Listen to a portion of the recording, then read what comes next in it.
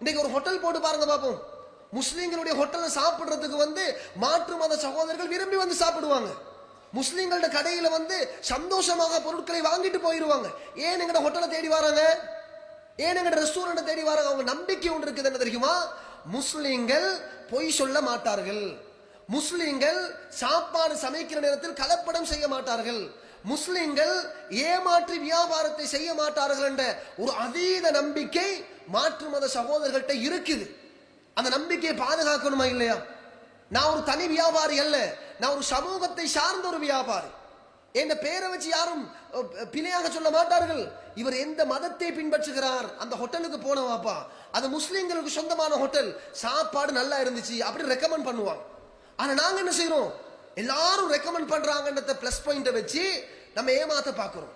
அவங்களுக்கு தெரியாம expire date உள்ள ஐட்டங்களை போட்டு மிக்ஸ் பண்ண பாக்குறோம். எல்லாரையும் சொல்லவில்லை, இன்னைக்கு நடக்குது சமூகத்துல. கிளீன் ஜீரோ லெவலுக்கு சுத்தம் சுகாதாரம் என்பது முன்னுக்கு ஷோக்கு மட்டும் கிளீனா இருக்கும். கிச்சனை போய் பாத்தீங்கன்னா நம்ம கூட சாப்பிட மாட்டோம். யாரு கடை செய்யறாங்களோ அவர்கள் கூட அந்த கிச்சன்ல ஆக்குறது சாப்பிட மாட்டாங்க. இரவு நேரத்தில் போய் பாத்தீங்கன்னா எலிகள்ட நடமாட்டம், பள்ளிகள்ட நடமாட்டம், இப்படி பலதரப்பட்ட சுகாதாரத்துக்கு மாற்றமான நிலைமையில கிச்சன் இருக்கும். இதை நாங்க ஏமாத்துறோமா இல்லையா? இதுவும் ஏமாத்தம் தான் சகோதரர்களே, இதுவும் ஏமாத்தம் தான். நம்பி வராங்க, கிளீனாக இருக்கும், சுகாதாரமாக இருக்கும், நல்ல குவாலிட்டி ஐட்டங்களை தான் போடுவாங்க, நல்ல நல்ல மசாலாக்களை தான் யூஸ் பண்ணுவாங்க, சுத்தத்தை பேணுறாங்க அப்படின்னு நம்பி வராங்க. நாங்க என்ன செய்யறோம் தெரியுமா சகோதரர்களே? ஆகவும் கீழே இருக்கக்கூடிய ஒரு குவாலிட்டி எடுத்து யூஸ் பண்றோம். எந்த அளவுக்கு யூஸ் பண்றோம்டா, அது இன்னும் ஒரு நாள் 2 நாளைக்கு வச்சிருந்தீங்கன்னா வீசணும். அதை எடுத்து போல் நம்ம நம்பகத்தன்மைக்கு மாற்றமாக நம்ம ஆட்களுக்கு விற்கிறோம் என்றால் நாளுக்கு நாள் சமூகத்துக்கு கேள்விப்படுகிற நேரத்தில் நம்பிக்கை குறையுமா இல்லையா? முஸ்லிம் சமூகத்தின் மீது வைத்திருக்கக்கூடிய அவ்வளவு நம்பகத்தன்மையும் ஒரே நொடியில இல்லாமல் போனால் யாருடைய வியாபாரத்துக்கு பாதிப்பு சகோதரர்களே? நம்ம சமூகத்துக்கு பாதிப்பு. இன்னைக்கு நாங்க பிசினஸ் பண்ணி கொண்டு இருக்கிறோம்ன்றதுனாலதான் அல்ஹம்துலில்லாஹ் மஸ்ஜிதுகளுக்கு ஏதாவது டெவலப்மெண்ட் தேவையா அள்ளி கொடுக்கிறோம். ரமதான் காலங்கள்ல ஏழைகளுக்கு அள்ளி பங்கு வைக்கிறோம், அனாதைகளை கவனிக்கிறோம், பக்கத்து வீட்டார்களை கவனிக்கிறோம், ஊரை டெவலப் பண்றோம். எங்களுக்கு காசு வருது.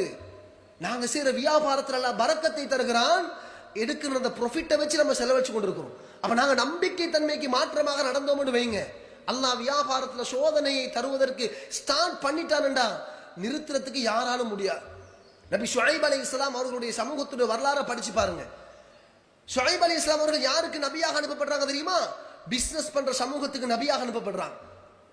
அடிக்கடி போய் சொல்றாங்க, அவுஃபுல் கைலவல் மீசி, நீங்க சரியாக நிறுத்து கொடுங்க, சரியாக நல்ல பொருட்களை வில்லுங்க, அளவு நிர்வையில மோசடி செய்யாதீங்க, திரும்ப திரும்ப திரும்ப நபி ஷுஐப் அலைஹிஸ்ஸலாம் அவர்கள் சொன்னார்கள். அந்த மக்கள் கேட்கவில்லை.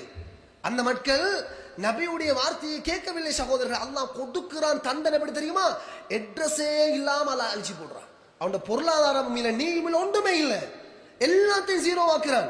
அதனால சகோதரர்களே, வியாபாரிகளே, நல்லாக ஞாபகம் வச்சுக்கோங்க. துனியா துனியா துனியா என்று எக்ஸ்பயர் டேட் ஐட்டங்கள் எல்லாம் நம்ம லேபலை மாத்தி வித்தோம்னு வைங்க, துனியாவை சம்பாதிப்பதற்காக வேண்டி ஒரு பொருளை இன்னொரு பொருளாக மாற்றி விற்பனை செஞ்சு வைங்க, துனியாவை சம்பாதிப்பதற்காக வேண்டி சைனாவிலிருந்து இம்போர்ட் பண்ணி ஜப்பானுடைய அந்த பாக்ஸ்ல போட்டு வித்தன்னு வைங்க. அன்பார்ந்த சகோதரர்களே, நீங்க மக்களை வேணுமென்றா ஏமாத்தலாம், அல்லாஹ் ஒருவன் பார்த்து கொண்டிருக்கிறான். நாங்க எல்லாரும் இந்த துனியாவில் நீண்ட காலம் வாழ்ந்துட்டு இதுதான் எங்கட ஃபர்ஸ்ட் அண்ட் லாஸ்ட் லைஃப்னா பிரச்சனை இல்லை. இந்த வாழ்க்கை சரியாக பார்த்தால் ஒரு வாழ்க்கையே கிடையாது, இது ஒரு தற்காலிகமான வாழ்க்கை. இர்தஹலத்தி துன்யா முதுபிரத்தன், துனியா என்பது அதுக்கு நம்ம கையை காட்டிட்டு போய்கொண்டே தான் இருக்கிறோம். இப்ப நாங்க இன்றைய நாளை கழிச்சு வைங்களே, நாங்க இந்த உலகத்தில் வாழக்கூடிய ஒரு நாள் முடிஞ்சாச்சு, ஒரு நாள் முடிஞ்சாச்சு. ஆனால் வர்தஹலத்தில் ஆகிரத்து முக்பிலத்தன், எங்களுக்கு முன்னாடி ஆகிராவுடைய வாழ்க்கை வான்னு அழைச்சு கொண்டிருக்கிறது. அந்த வாழ்க்கைக்காக நம்ம தயாராகும், கபருடைய வாழ்க்கைக்காக தயாராகிறோம், மஹ்ஷருடைய நிலைமைக்காக தயாராகிறோம். நாளை அல்லாஹ் தஆலா யௌம யகூமுன் நாஸு லிரப்பில் ஆலமீன், எல்லா மக்களுக்கு முன்னாடி அல்லாஹ் எங்களை எழுப்பாட்டி நிறுத்தி அல்லாஹ் கேள்வி கேட்பான். கேட்கிற நேரத்தில் நம்ம என்ன பதில் சொல்லணும்? கலப்படம் செஞ்சதுக்கு என்ன சொல்ல போறோம்? இல்ல பஜார்ல எல்லாரும் கலப்படம் செய்யறாங்க, நானும் கலப்படம் செய்யறேன் சொல்லணுமா? அடுத்த கடைக்காரன் மதத்தான் செய்யற, நானும் அதை சொல்லணுமா? சொல்ல இயலாது. அன்புக்குரிய சகோதரர்களே, அதனால தான் நபிகள் நாயகம் ஸல்லல்லாஹு அலைஹி வஸல்லம் சொன்னாங்க, ஒரு காலம் வரும், எங்க சமூகத்துக்கு ஒரு காலம் வரும், அந்த காலத்திலே அவர்கள் காசு வார வழியை மட்டும் தான் பார்ப்பாங்க. எனக்கு லட்சத்துல சல்லி வரணும், கோடியில சல்லி வரணும், நான் நிறைய சாதிக்கணும், இந்த உலகத்துல நிறைய அனுபவிக்கணும், இதை மாத்திரம் பார்ப்பார்கள். ஆனால் லா யுபாலில் மர்உ பிமா அகத மினல் ஹலாலி அம் மினல் ஹராம். வார வழியை பார்க்க மாட்டாங்க. காசு வரணும் என்பதை பார்ப்பார்கள். வருகின்ற வழி ஹராமான வழியா ஹலாலான வழியா என்பதை பார்க்கவே மாட்டார்கள். இப்படியான ஒரு காலம் என் சமூகத்துக்கு வரும் என்று சொன்னார்கள். இன்னொரு ஹதீஸ்ல ரசூலுல்லாஹ் சொன்னாங்க தெரியுமா, ஒரு மனிதன் ஹலாலான வியாபாரம் செய்வதற்கு ஃபுல்லா ட்ரை பண்ணுவான். அந்த பஜாருக்கு போய் பார்ப்பான், அந்த பிசினஸ் தொட்டு பார்ப்பான். எதை தொட்டாலும் பிரச்சனை இருக்குது. எல்லாத்துக்குள்ளுமே குளறுபடி வந்தாச்சு.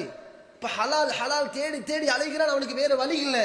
கடைசியாக அவன் முடிவெடுப்பார் என்று தெரியுமா, சில ஆடுகள் கொஞ்சம் எடுத்துட்டு போய் ஒரு மலை பிரதேசத்துல, மலை உச்சியில அல்லது ஒரு கணவாய் பகுதியில அந்த வளர்த்து கொண்டிருப்போம் என்று தீர்மானிக்கிற அளவுக்கு இந்த சமூகத்துல மோசமான ஒரு நிலைமை ஏற்படும் என்று நபிகள் நாயகம் ஸல்லல்லாஹு அலைஹி வஸல்லம் சொன்னார்கள். அன்பான சகோதரர்களே, இந்த மோசமான நிலைமைக்குரிய காலத்தை இன்றிருக்கக்கூடிய வியாபாரிகளாகிய நாங்கள் எல்லாரும் சேர்ந்து அந்த நாளை அவ்வளவு சீக்கிரமாக நாங்கள் எடுத்துவிடக் கூடாது சகோதரர்களே. எங்களோட வியாபாரத்துல நம்பிக்கை, நிதானம், நேர்மை, உண்மைத்தன்மை இதெல்லாம் எங்கள்கிட்ட இருக்கணும். அதுக்கு மாற்றமாக நடந்துன்னு வைங்களேன், நாங்க எவ்வளோ சம்பாதிச்சு எங்கட பிள்ளைகளுக்கு சாப்பிட கொடுத்தும் வேலை இல்லை. அடுத்தவர்களை ஏமாற்றி, பொக்ஸ மாத்தி, மேனுஃபேக்சர் கண்ட்ரியை மாத்தி, அடுத்தவங்களுக்கு பொய்ய சொல்லி, ஐட்டங்களை மாத்தி குளறுபடி செஞ்சு நீங்க பிசினஸ் பண்ணி சம்பாதிக்கிற பொருளாதாரம் அது அல்லாஹு தஆலா ஏதோ ஒரு வகையில் உங்களை விட்டு அழிச்சு போட்டுருவான். ஏதோ ஒரு வகையில் சோதனையை தரும். நல்லாக ஞாபகத்தில் வைத்துக் கொள்ள வேண்டும். நம்ம எல்லாருக்கும் சேர்த்து சொல்ல வேண்டும். நாங்க ஒவ்வொருத்தரும் செய்கின்ற வியாபாரத்தை இன்னைக்கு நம்ம ஒரு முஹாசபா பண்ணணும், மீளாய்வு செய்யணும். நான் எந்த துறையில் பிசினஸ் பண்றேன், நான் அடிப்படையில் செய்கின்ற அந்த பொருள் மார்க்கத்தில் தடை செய்யப்பட்டதா ஆகுமாக்கப்பட்ட ஃபர்ஸ்ட் அதை பாருங்க. அது ஆகுமாக்கப்பட்ட ஒரு பொருளாக இருந்தால் அதை விற்கின்ற முறையில், வாங்குகின்ற முறையில் இஸ்லாத்துக்கு முரணான மெத்தடுகள் இருக்குதா இல்லையா, இதை பார்க்கணும். அன்பார்ந்த சகோதரர்களே, நபிகள் நாயகம் ஸல்லல்லாஹு அலைஹி வஸல்லம் அவர்கள் எந்த அளவுக்கு எச்சரிக்கிறாங்க தெரியுமா? எந்த அளவுக்கு எச்சரிக்கிறாங்கன்னா, பொருளாதாரம் நம்ம சம்பாதிக்கிற நேரத்தில் ஹராத்தை சம்பாதிச்சு நாங்க சாப்பிட்டேன்னு வைங்களேன், எங்கட வைஃபுக்கும் சாப்பிட கொடுத்தாச்சு, வளர்ந்து வரக்கூடிய எங்கட குழந்தைகளுக்கும் பொய்யை சொல்லி வியாபாரம் பண்ணி வருகின்ற ப்ராஃபிட் எடுத்து சாப்பிட கொடுத்தாச்சுன்னு வைங்க, நானோ எங்கட மனைவியோ எங்கட பிள்ளைகளோ கேட்கிற எந்த துஆவும் அல்லாஹ்விடத்தில் அங்கீகரிக்கப்பட மாட்டார். மனைவியும் பிள்ளையும் தெரியாதனத்தில் சாப்பிட்டாங்கன்னா அவங்க பிரச்சனை அல்ல, அவர்களும் தெரிந்து கொண்டு சாப்பிட்டார்கள். என் ஹஸ்பண்ட வருமானத்தில் ஹராம் இருக்குது அப்படின்னு தெரியுமாக இருந்தால் அவங்க சாப்பிடக்கூடாது. ஆண்களாக எங்களுக்கு என்ன தெரியுமா பொறுப்பு? நாங்க அந்த பெண்ணை அமானிதமாக பொறுப்படுத்திருக்கிறோம். மனைவிக்கு செலவு கொடுக்கிறது எங்களோட கடமை, பிள்ளைகளுக்கு செலவுக்கு கொடுப்பது எங்களோட கடமை. கொடுக்கிற செலவை எப்படி சம்பாதிக்கிறது? 100% பியூர், 100% கிளீனான ஒரு ரோடை நம்ம செலக்ட் பண்ணி எடுக்கணும். நான் இந்த துறையில் சம்பாதிச்சால் எனக்கு ஹலாலாக சம்பாதிக்கலாம். ஆனா இன்றைக்குள்ள பிரச்சனை என்ன தெரியுமா சகோதரர்களே? ரசூலுல்லாஹ் சொன்ன மாதிரி காசு வரணும், சல்லி வரணும், செலவழிச்சு கொண்டே இருக்கணும். வார வழி எப்படி இருந்தாலும் பரவாயில்ல. சில சகோதரர்கள் சொல்லுவாங்க, என்ன செய்ய ஹசரத், உலகம் அப்படித்தான் போகுது, நீங்க நினைக்கிற மாதிரி ஹராம் ஹலால் பார்த்து, நீங்க நினைக்கிற மாதிரி மார்க்கத்தில் எது தடை எது கூடும் இதெல்லாம் பார்த்து செய்யறதுக்குரிய டைம் அல்ல. இப்ப பொருளாதார சிக்கல் நிறையவே இருக்குது. எப்படியோ அக்கவுண்ட்ல காசு இருக்கணும், எப்படியோ ஒரு நாளைக்கு 2000 3000 வீட்டுக்கு செலவு இருக்குது, அந்த செலவை கவர் பண்றதுக்கு நான் எதையும் செய்வேன் அப்படின்றாங்க. நீங்க செய்யற வியாபாரம் ஹராம், நீங்க செய்யற வியாபாரத்துடைய மெத்தட் ஹராம் என்று நாங்கள் சொல்கிற நேரத்தில், சரி நான் வியாபாரத்தை விடுறேன், நீங்கள் தொழில் தருவீர்களா, நீங்க வீட்டுக்கு கொடுக்கறதுக்கு செலவுக்கு தருவீங்களான்னு திருப்பி கேட்கிற சமூகத்தில் வாழ்ந்து கொண்டிருக்கிறோம். அன்பார்ந்த சகோதரர்களே, இது நம்ம ஏன் சொல்றோம் தெரியுமா? இவ்வளவு கஷ்டப்பட்டு இந்த உலகத்தில் நம்ம தொழில் செய்கிறோம். செய்கிற தொழில ஹராத்தை நீங்க கலந்துட்டு அவ்வளவு கஷ்டப்பட்டு காலையிலிருந்து மாலை வரைக்கும் மிகவுமே கஷ்டத்தோடு உழைச்சிட்டு ஹராத்தை சம்பாதிச்சு பிள்ளைகளுக்கும் கொடுத்துட்டு வராச சொத்துகளையும் ஹராத்தை கொண்டு நீங்க வச்சுட்டு போனீங்கன்னா நாளை நீங்க கபருக்கு போனதுக்கு போறோம் உங்களுக்கு எவ்வளவு பெரிய தண்டனை கிடைக்கும் தெரியுமா? ஹராத்தை விட்டுட்டு போனது எவ்வளவு பெரிய பாவம் கிடைக்கும் தெரியுமா?